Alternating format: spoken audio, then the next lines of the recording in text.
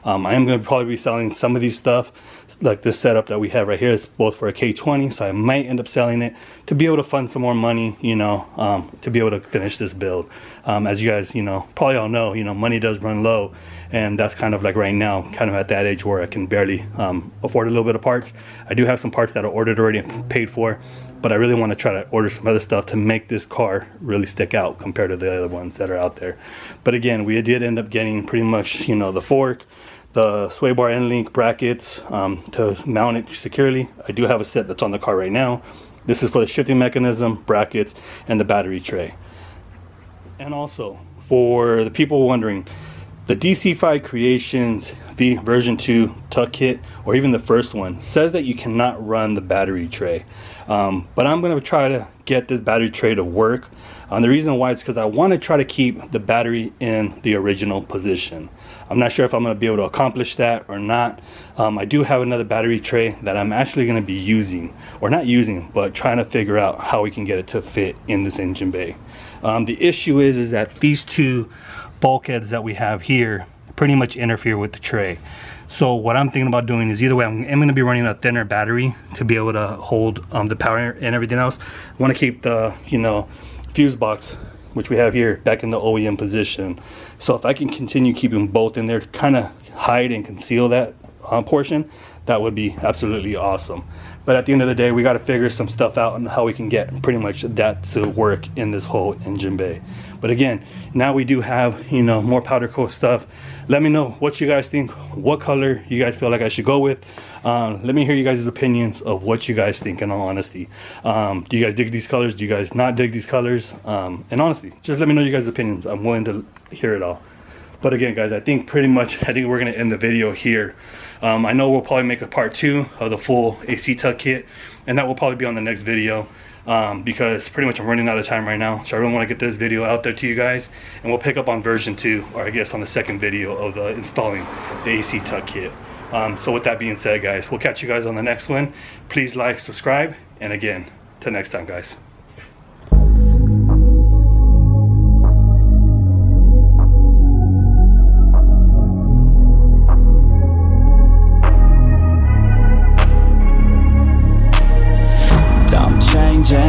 Who I am, I'm making a new plan, rearranging my life and